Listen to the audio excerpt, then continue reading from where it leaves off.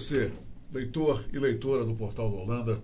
Eu sou Humberto Amorim e estou de volta para nós concluirmos. Hoje nós vamos concluir com esta entrevista o ciclo virtuoso de entrevistas que nós começamos exatamente no dia 2 de agosto e que agora completamos com muito entusiasmo, com muita alegria. E a personalidade que eu trouxe para nós fecharmos mais esta grande missão foi o Coronel Amadeu. O Coronel Amadeu, ele traz para esta entrevista informações muito importantes sobre o quadro de segurança pública aqui no estado do Amazonas e mais especificamente na cidade de Manaus.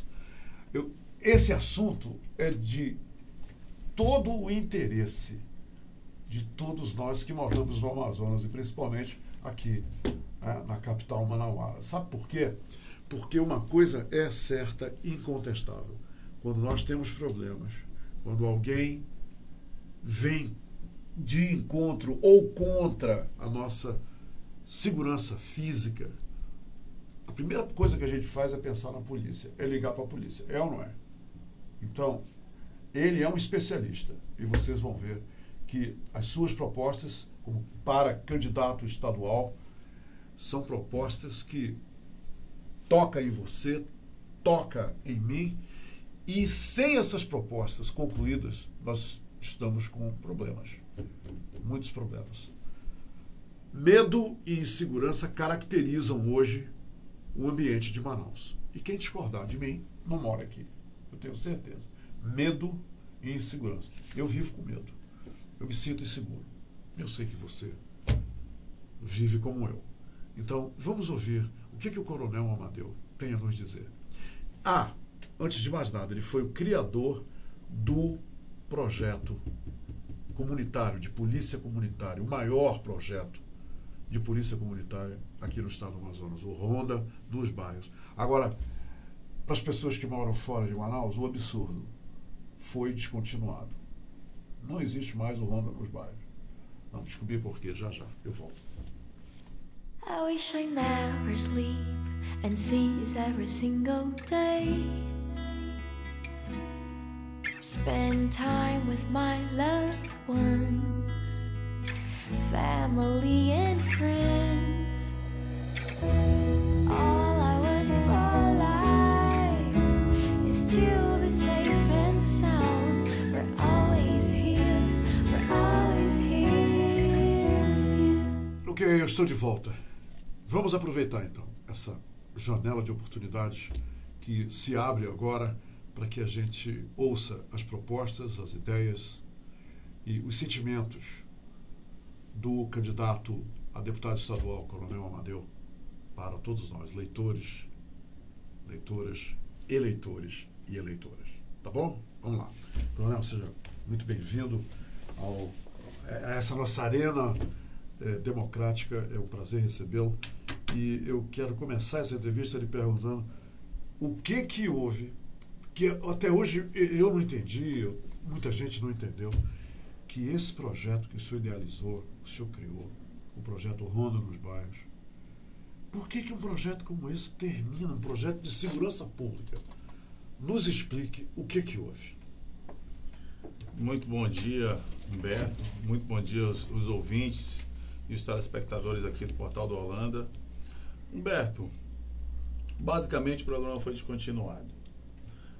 Nós saímos do governo em abril de 2014 e deixamos na época aqui 80 milhões de dólares em caixa para que o Ronda nos Bairros fosse para o interior do estado. 80 milhões de dólares americanos. Isso, que foi um empréstimo que foi colhido do Banco Mundial e do Banco Interamericano de Desenvolvimento.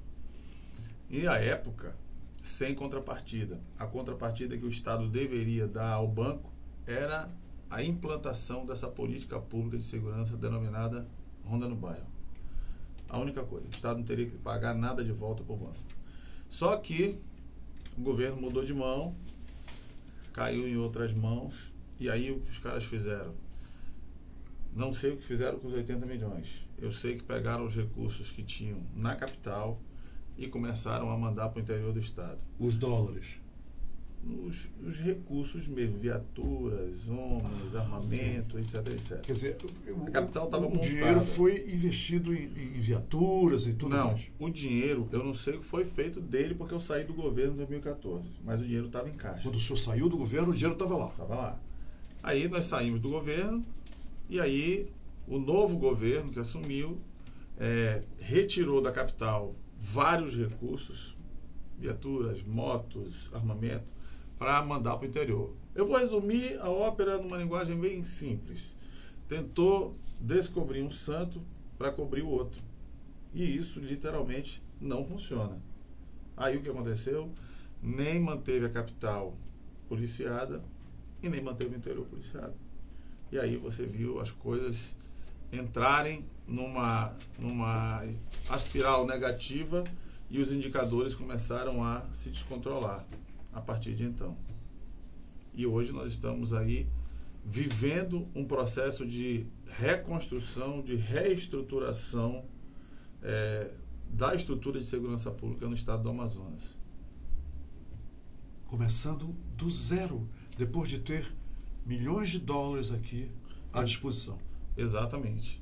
Porque esse recurso, só para complementar para você, a estrutura de polícia comunitária foi toda feita em Manaus, né? Aquela patrulhinha do bairro, Sim, a moto. o projeto foi implantado. Eu Exato. me lembro das viaturas, o Ronda no bairro, Mas e falta- as pessoas aplaudindo. Eu me lembro de tudo isso. Exatamente. Faltou nós fazermos a estrutura alta, a chamada terceira malha de segurança pública. O que é essa terceira malha? Era a integração das unidades especiais da Polícia Civil com a Polícia Militar para o enfrentamento das organizações criminosas. Porque se isso não for feito, ela continua gerando demanda para base, que era essa estrutura de polícia comunitária que estava montada. E é uma demanda tão grande que se você não fizer o enfrentamento aqui em cima e aqui embaixo, ele é um sistema, né? Um gera demanda para o outro. E aí, se esse problema não for atacado dessas duas maneiras, você não consegue controlar, manter os indicadores de criminalidade em níveis aceitáveis. O dinheiro, para usar um termo bem popular, tomou Doril. Quer dizer, ninguém Doril. sabe para onde foi, Não. ninguém investigou para onde foi e o programa foi desmantelado. Exatamente. Qual é a situação? Eu acabei de dizer, Coronel Amadeu, que eu ando com medo. Eu vivo, a minha casa é toda gradeada. Então, e a casa é de todo mundo. Quer dizer, e eu acho que todo mundo vive com medo igual a mim. Eu lhe pergunto, qual é o estado de segurança hoje, partindo da sua análise de especialista, aqui na cidade de Manaus e no interior do estado? Como é que o senhor desenha esse quadro hoje? Eu vejo um quadro complicado, mas não vejo um quadro impossível de se resolver. Complicado por que aspecto? Por conta da disseminação das organizações criminosas no país inteiro. Para você entender, eu vou tentar resumir bem. Nós temos duas tríplices fronteiras no Brasil. A tríplice fronteira do Paraguai e a nossa tríplice fronteira aqui da Amazônia, que é a de Tabatinga, Letícia e do Peru. O que acontece? Esses dois fluxos, eles estão descontrolados. O presidente americano... Descontrolado quer dizer, ao Deus Entra dará. tudo. Ao Deus dará. Entra tudo. E aí eu vou aqui parafrasear o presidente americano, porque ele disse uma coisa que eu concordo em gênero, número e grau. Para entrar no céu, tem regras. Só o inferno tem as portas abertas. Então, agora eu vou trazer aqui para a nossa geopolítica, para a nossa tríplice fronteira. Quando o governo colombiano iniciou o chamado Plano Colômbia, em 2007, 2006, mais ou menos por aí, o que era para o governo brasileiro ter feito? Era para ter tomado as providências e ter controlado a nossa fronteira para que essa demanda reprimida de dentro da Colômbia não viesse para o território brasileiro. Nada foi feito. Nada foi feito. E aí o que acontece? Eles encontraram terra fértil aqui para a proliferação da venda de armas e drogas dentro do Brasil e do Brasil para o mundo todo. E isso, você sabe, são as duas indústrias mais milionárias do mundo. Sim. E agora o governo brasileiro vai ter que... O novo governo brasileiro, porque esse que está aí já está finalizado, né? Vai ter que refazer isso, controlar essas fronteiras agora. E enquanto seu lobo não vem, as coisas estão Enquanto seu lobo entrando, não está vem, tudo aberto aí. Com certeza. E aí, assim, os governos estaduais ficaram meio que impotentes para o enfrentamento desse monstro que é essa entrada avassaladora de drogas e armas no Brasil pelas fronteiras, pelas nossas fronteiras. E aí, a consequência disso foi a interiorização do crime. O crime saiu das capitais e começou a migrar para o interior. Mas isso, eu tenho uma prática muito minha, né? É o problema. Nós precisamos discutir a solução. E a solução, eu concordo muito com o que o governador Amazonino Mendes está fazendo com a consultoria do Giuliani. O senhor concorda com esse projeto dele? Concordo, vou falar para você por quê. Porque nesse contexto eu não acredito em solução de curto prazo. Eu só acredito em solução de médio e de longo prazo. E aí não se resolve isso da noite para o dia, não se resolve. Vou falar para você por quê, Humberto. São duas indústrias poderosíssimas. A indústria de armas e a indústria de drogas são as indústrias mais milionárias do mundo. Então, o que acontece? O governo brasileiro vai ter que tomar uma postura como tomou o governo colombiano quando se entendeu com o governo americano para o enfrentamento das Farc na época dentro da Colômbia. E a situação da Colômbia, eu avalio que era pior do que a que nós estamos vivendo. Porque eles tinham lá as Farc... Que era um exército armado e tudo, treinado. Exatamente. E que enfrentava o governo local. E tinha também os cartéis que eram enraizados dentro das cidades colombianas. E aqui eu reporto Cali, Medellín, né? E a própria Bogotá tinha muito forte, e era uma interligação que eles tinham com os cartéis mexicanos e tal, e aí eles entravam no mercado americano e começaram a entrar no mercado europeu também, e ficaram muito fortes. Então o governo colombiano teve que fazer um esforço praticamente que de guerra para fazer esse enfrentamento. Então a situação deles, eu avalio que ela é muito pior do que a brasileira. Então essa consultoria americana, que pesa, é a primeira do Brasil, né? E aí eu vejo as críticas assim de maneira muito rasa, dizendo que o governador gastou e tal, etc, etc. Mas vamos fazer uma análise bem simples aqui. Quando essa consultoria estiver concluída, essa consultoria ela já avaliou Manaus, a questão da criminalidade. E ela está em desenvolvimento, né? Exato. Ela está acontecendo. Ela está acontecendo agora no sistema prisional, fazendo uma avaliação bem aprofundada, e depois ela vai fazer a questão das fronteiras, que é uma esfera que é de competência do governo federal.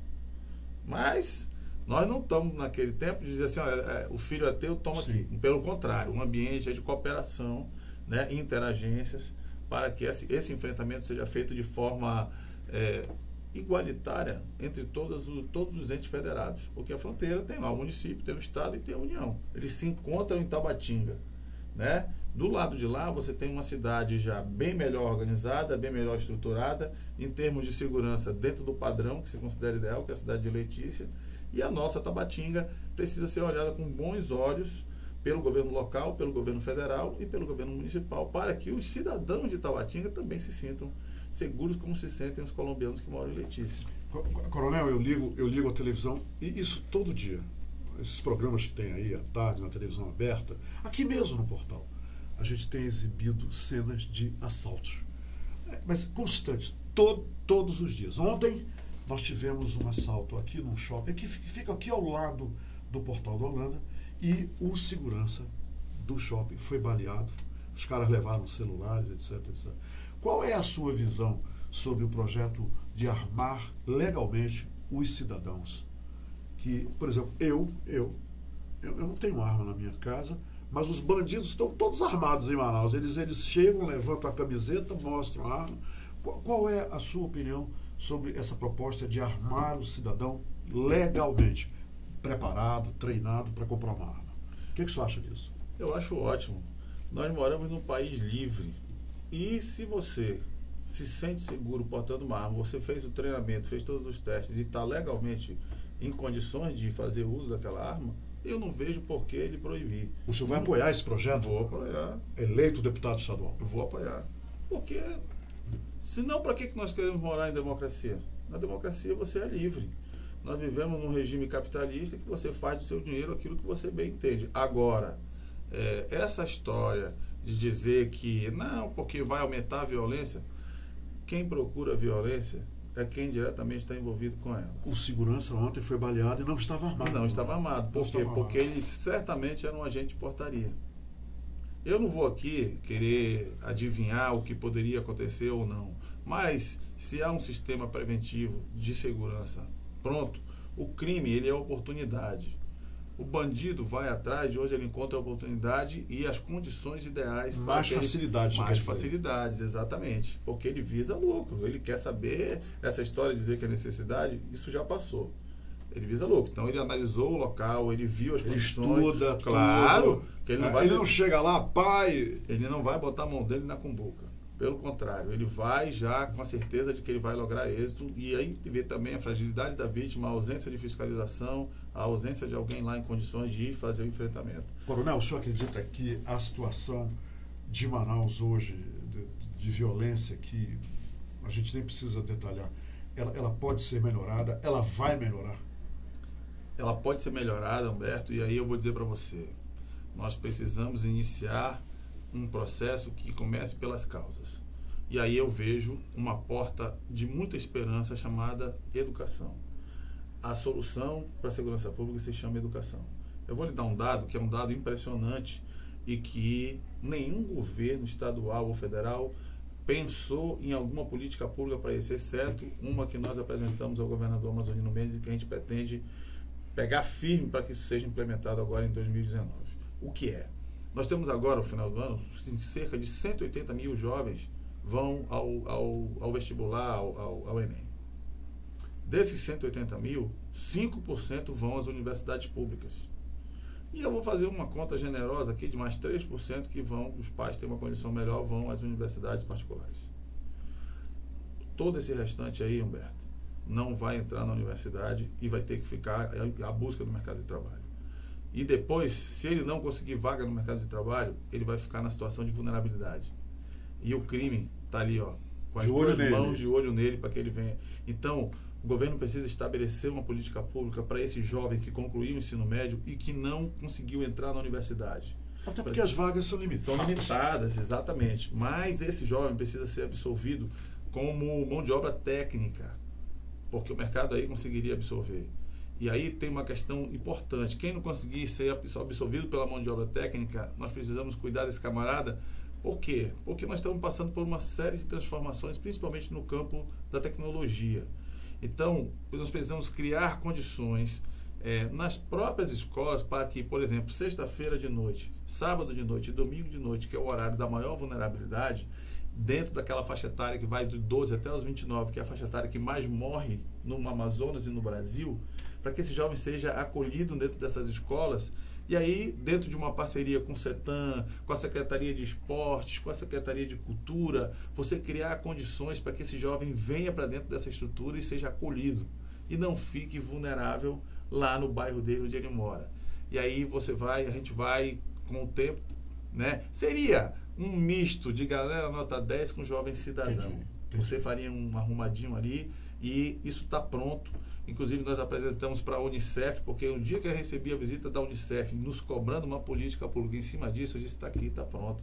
A representante da Unicef até nem acreditou, mas ela viu, né, e está dentro do governo para isso ser estruturado daqui para frente. Então, veja, essa soma que eu estou te passando aí, ela só vai crescendo. Então, se nada for feito, esse passivo ele só vai aumentando cada vez mais. Claro. E aí você, todo ano. Aí você começa a entender o porquê da explosão da violência. Coronel, eu vou lhe dar agora 2 minutos para que o senhor fale diretamente para os eleitores e eleitoras por que, além de tudo que o senhor já falou aqui, o senhor quer ser o deputado estadual do estado do Amazonas. Pois é, eu agradeço a oportunidade e eu quero me dirigir aqui a você, eleitor e eleitora, que está indeciso, porque eu sei que tem muita gente nessa condição. Nós estamos vivendo um momento que é um momento de renovação.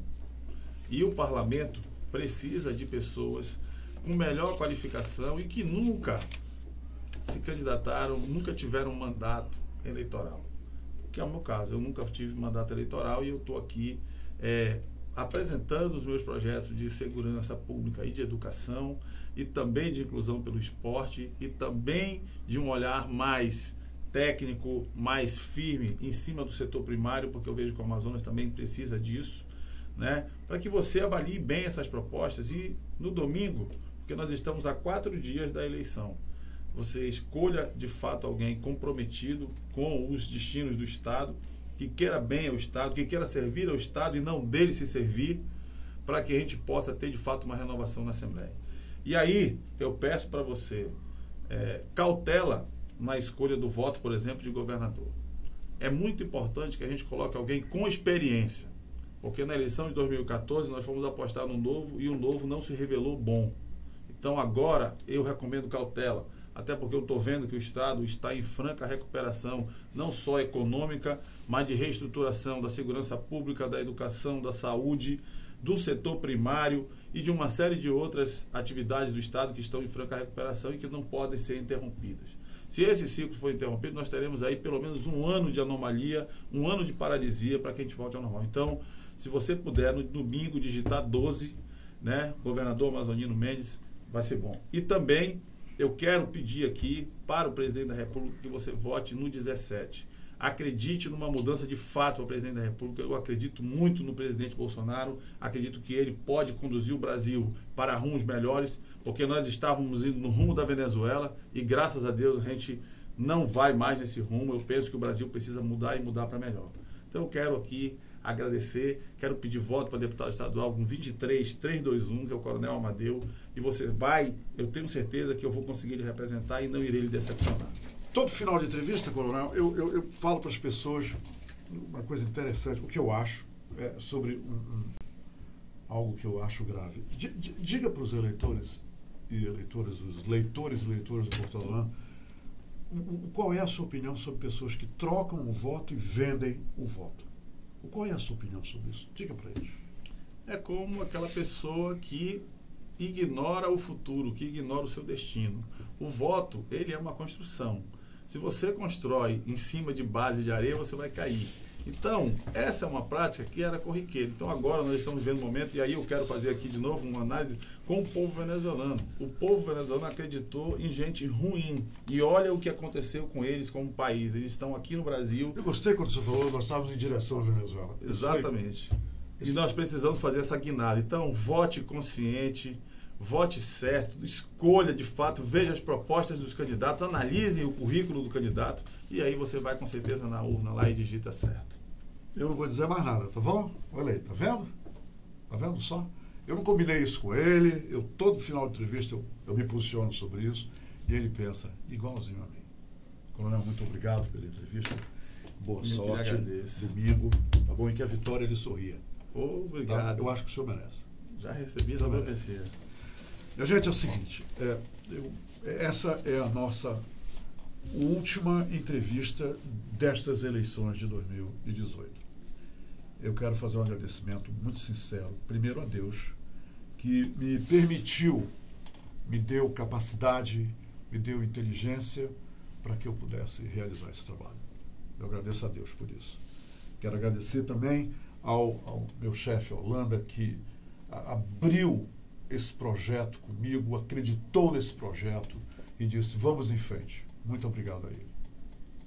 E agradecer ao Paulo Rabelo, que é o camarada que desde o dia 2 está aqui comigo, todo dia, tornando possível que eu vá ao ar com os nossos convidados, para que esse projeto, dia a dia, a gente, um tijolinho atrás do outro, a gente pudesse construir aquilo que nós queríamos construir e que hoje eu considero exitoso quando fazemos a última entrevista, ainda mais falando de segurança pública. Quero agradecer a Glaucia Alencar, que produziu o programa com a gente e que não mediu esforços para que a gente conseguisse. Agradecer a Sharon Marques, que também é aqui da equipe do Portal do Holanda, que teve um desempenho sem igual e com muita fraternidade, nos ajudar. E a todos os assessores dos candidatos que me deram atenção, tiveram paciência comigo, como é o caso da Ana, que está aqui, e que acreditaram que a gente poderia administrar os acontecimentos para que nós pudéssemos, então, fazer a entrevista. Obrigado a todos os assessores de todos os candidatos. Obrigado também, logicamente, a todos os candidatos que vieram aqui e transformaram o nosso sonho numa realidade. A realidade de levar aos leitores e leitoras do Portal do Holanda as propostas, as ideias, os pensamentos e sentimentos de cada um deles. Quero agradecer aos candidatos ao governo do Estado, que estiveram aqui todos, aos candidatos ao Senado, que estiveram aqui todos, muito gentilmente. Agradecer a alguns candidatos ao governo, à Assembleia Estadual e, logicamente, ao Congresso Nacional. Eu não pude entrevistar a todos porque não tínhamos nem tempo, não tínhamos o tempo suficiente para isso.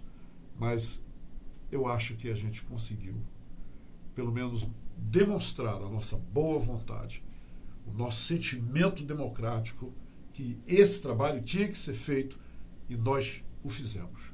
Agora está aqui, nas minhas mãos e nas suas mãos, como disse o coronel Amadeu. Se você construir um castelo de areia, olha só. E ele falou outra coisa interessante, né, lembrando palavras do Trump, que para entrar no céu tem regras, mas para ir para o inferno não tem regra nenhuma. E é uma questão de céu e inferno, 7 de outubro. Ou a gente escolhe os melhores, ou a gente escolhe os melhores. Nós não temos outra opção. Essa é a minha opinião. Vamos mudar? Então vamos mudar para valer. Vamos votar com consciência, vamos votar com responsabilidade, vamos votar com seriedade. Sabe por quê? Porque o Brasil merece, o Amazonas merece e nós também merecemos. Isso é sério. Que vençam os melhores, é o nosso desejo. E que você seja inspirado por Deus na hora de apertar aquele botãozinho lá na urna eletrônica. E que na segunda-feira, como eu, você possa dizer: conseguimos, os melhores estão nos representando. Obrigado. Deus abençoe a todos.